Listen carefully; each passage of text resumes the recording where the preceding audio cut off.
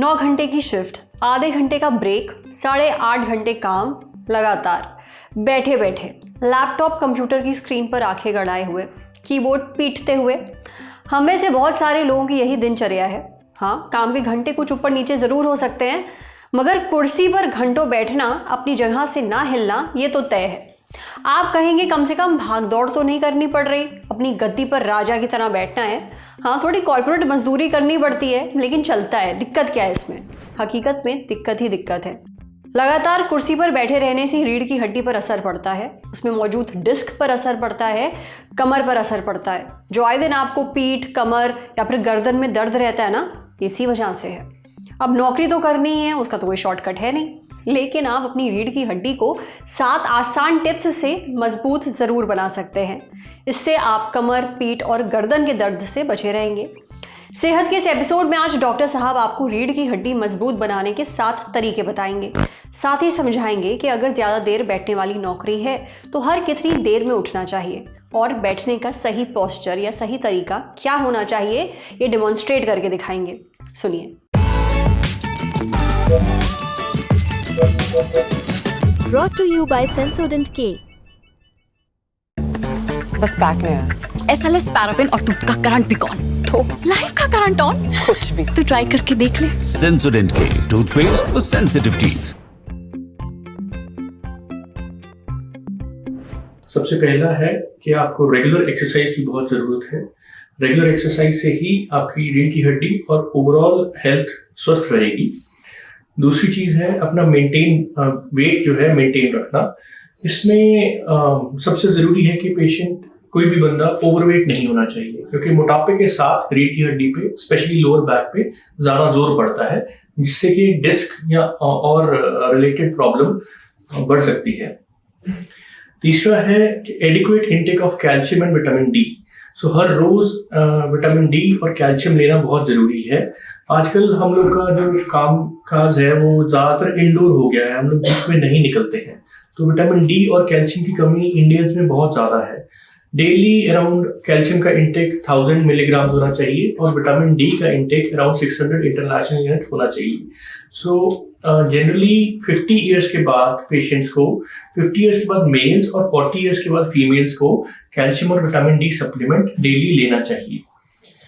Fourth point है वो आजकल के नॉर्मल काम कार्य के बारे में है कि जो लोग डेस्क जॉब करते हैं, फोन या लैपटॉप पे ज़्यादा देर काम करते हैं, उनको नेक फ्लेक्शन अवॉइड करनी चाहिए।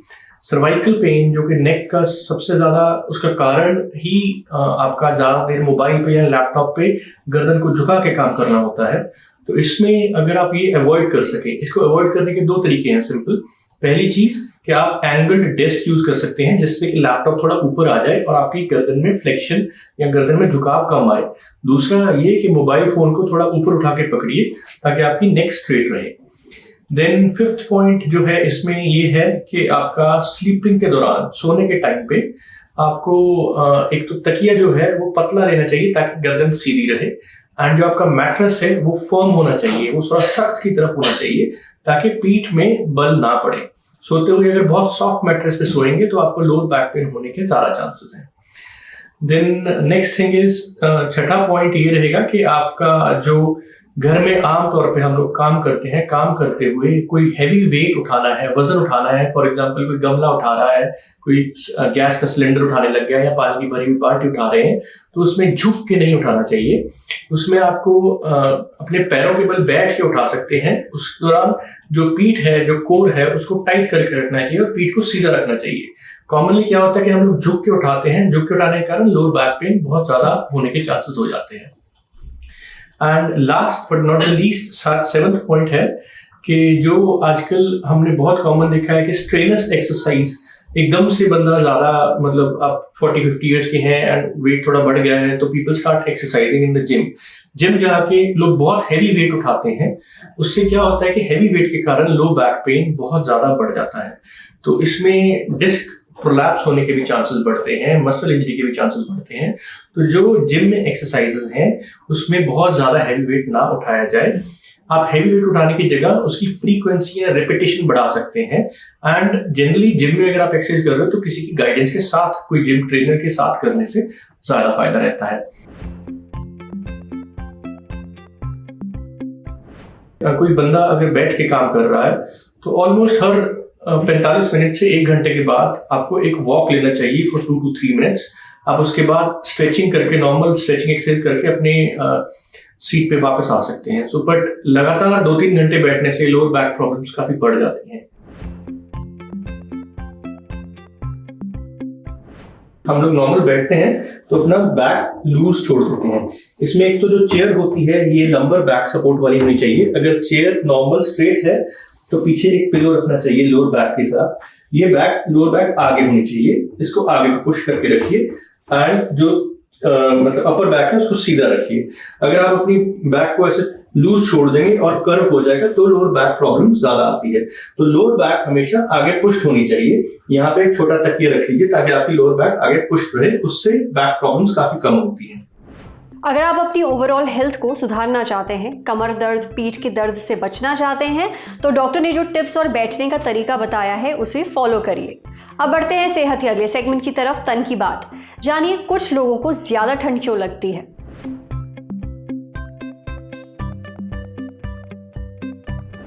एसी बंद कर दो, मुझे बहुत ठंड लग रही है। मुझे जैकेट दे दो, बहुत ठंड है। घर हो या ऑफिस, आपके आसपास एक इंसान ऐसा जरूर होगा जिसे कुछ ज्यादा ही ठंड लगती है। पता है कुछ लोगों को दूसरों से ज्यादा ठंड क्यों लगती है? इसके पीछे वजह है शरीर में कुछ जरूरी विटामिन और मिनरल्स की कमी। किन पोषक तत्वों की कमी से ऐसा होता है, ये हमने पूछा डॉक्टर सुनीता नागपाल से। डॉक्टर सुनीता नागपाल के मुताबिक ये पोषक तत्व हैं आयरन, विटामिन B12, फोलेट और विटामिन C। पहले बात आयरन की। आयरन हमारे रेड ब्लड सेल्स यानी कि RBC में हीमोग्लोबिन बनाने में मदद करता है। फिर यही हीमोग्लोबिन फेफड़ों से ऑक्सीजन लेकर शरीर के दूसरे हिस्सों तक जाता है। अब अगर आयरन की कमी होगी तो हीमोग्लोबिन सही से बन नहीं पाएगा। इससे शरीर में खून की कमी हो जाएगी जिसे हम अनीमिया कहते हैं। और अनीमिया का एक बहुत ही आम लक्षण है ज़्यादा ठंड लगना। कई बार हम पर्याप्त आयरन तो खा रहे होते हैं लेकिन फिर भी ठंड लगती है। इसके पीछे वजह है विटामिन C की कमी। देखिए, आयरन को शरीर में सही से अब्जॉर्ब होने के लिए विटामिन C की ज़रूरत होती है। अगर शरीर में ज़रूरत भर विटामिन C नहीं होगा तो भले ही आप खूब आयरन खाएं, उसका फ़ायदा शरीर को नहीं मिल पाएगा क्योंकि आपका शरीर ठीक तरह आयरन सोख ही नहीं पा रहा। नतीजा, हीमोग्लोबिन का लेवल कम हो जाएगा, फिर खून की कमी होगी और आपको ज़्यादा ठंड लगेगी। तो अगर ठंड से बचना है तो आयरन के साथ साथ विटामिन C खाना भी ज़रूरी है। डॉक्टर सुनीता आगे बताती हैं कि कई बार विटामिन B12 की कमी होने पर ठंड लगने लगती है। दरअसल ये भी रेड ब्लड सेल्स के प्रोडक्शन में मदद करता है। इसकी कमी होने पर विटामिन B12 डेफिशिएंसी एनीमिया हो सकता है, यानी विटामिन B12 की कमी से होने वाला एनीमिया। इससे भी ज़्यादा ठंड लगती है और हाथ पैर आपके एकदम ठंडे रहते हैं। अब रेड ब्लड सेल्स बनाने में विटामिन B12 की मदद करता है फोलेट। ये दोनों मिलकर काम करते हैं। ऐसे में अगर शरीर में फोलेट की कमी होगी तो भी आपको ज़्यादा ठंड लगेगी। आप में इन चीज़ों की कमी है या नहीं, ये पता करने के लिए आप बहुत ही सिंपल सा ब्लड टेस्ट करवा सकते हैं। एक बात और, जिन्हें हाइपोथायरॉयडिज्म है यानी जिनके शरीर में थायराइड हार्मोन कम बन रहा है, उन्हें भी ज़्यादा सर्दी लगती है। इसलिए वो डॉक्टर की सलाह पर थायराइड से जुड़ा टेस्ट करवा सकते हैं। समझे? अब बारी है सेहत के आखिरी सेगमेंट की खुराक यानी झक्कासी हेल्थ टिप। लौंग के पानी के फायदे जानते हैं? खाने में लौंग का इस्तेमाल आपने कई बार किया होगा, लेकिन क्या कभी लौंग का पानी पिया है? सुबह सुबह खाली पेट इसका पानी पीना बहुत फायदेमंद है। क्यों? ये हमने पूछा डाइटिशियन रुपीत कौर से। डाइटिशियन रुपीत कहती हैं कि लौंग का पानी हाजमा सुधारता है। ये डाइजेस्टिव एंजाइम्स को अच्छी तरह काम करने में मदद करता है। अब ये डाइजेस्टिव एंजाइम्स क्या बला हैं? देखिए, डाइजेस्टिव एंजाइम्स एक तरह के प्रोटीन हैं जो खाना पचाने में हमारी मदद करते हैं और एसिडिटी, गैस, पेट फूलने और बदहजमी जैसी समस्याओं से निजात दिलाते हैं। लौंग के पानी में एंटीऑक्सीडेंट्स भी होते हैं। ये एंटीऑक्सीडेंट्स हमारे सेल्स को नुकसान से बचाते हैं और लंबे वक्त तक चलने वाली बीमारियों के रिस्क को कम करते हैं। यही नहीं, लौंग का पानी पीने से इम्यूनिटी भी मजबूत होती है। सर्दियों के मौसम में लोग बार बार बीमार पड़ते हैं, ऐसे में लौंग का पानी मदद कर सकता है। इससे शरीर का इम्यून सिस्टम मजबूत होता है और आप इन्फेक्शन से बचे रहते हैं। लौंग का पानी मुंह और दांतों के लिए भी अच्छा होता है। आपने कई बार देखा होगा, जब हमारे दांतों में बहुत दर्द होता है तो हमारी मम्मियाँ दांतों के बीच लौंग रखने को कहती हैं। इससे दर्द दूर हो जाता है। लौंग में सूजन और दर्द दूर करने वाले गुण होते हैं। इसका पानी पीने या फिर कुल्ला करने से दांतों के दर्द और सूजन से राहत मिलती है, मुंह से बदबू नहीं आती है और मसूड़े मजबूत होते हैं। सर्दियों में जोड़ों का दर्द भी बढ़ जाता है, इसे दूर करने में लौंग का पानी मदद कर सकता है। सिर्फ यही नहीं, लौंग का पानी पीने से मेटाबॉलिज्म भी मजबूत होता है। मेटाबॉलिज्म यानी हम जो खाना खाते हैं उसे एनर्जी में बदलने, नए सेल्स बनाने और पुराने को बचाए रखने का पूरा प्रोसेस। तेज मेटाबॉलिज्म की वजह से कैलोरी जल्दी बर्न होती है, इससे वजन घटना शुरू हो जाता है। अब बात आती है कि लौंग का पानी तैयार कैसे किया जाए। इसके लिए 2 से 3 लौंग को 1 गिलास पानी में रात भर भिगो दीजिए। सुबह इस पानी को उबाल लीजिए और हल्का ठंडा होने पर इसे पी लीजिए। खाली पेट पिएंगे तो ज़्यादा फायदा मिलेगा। हालांकि बहुत ज़्यादा लौंग मत इस्तेमाल करिए, इससे पेट में जलन हो सकती है। जो महिलाएं प्रेग्नेंट हैं या फिर वो लोग जिन्हें कोई गंभीर बीमारी है या जो खून को पतला करने वाली दवाइयाँ ले रहे हैं जैसे कि ब्लड थिनर्स, उन्हें डॉक्टर की सलाह के बाद ही लौंग का पानी पीना चाहिए। आज सेहत पर इतना ही। अगर आप एक डॉक्टर हैं, हमसे कुछ शेयर करना चाहते हैं तो जो ईमेल आईडी इस वक्त आपको अपनी स्क्रीन पर दिख रही है उस पर हमें एक मेल भेज दीजिए। शुक्रिया।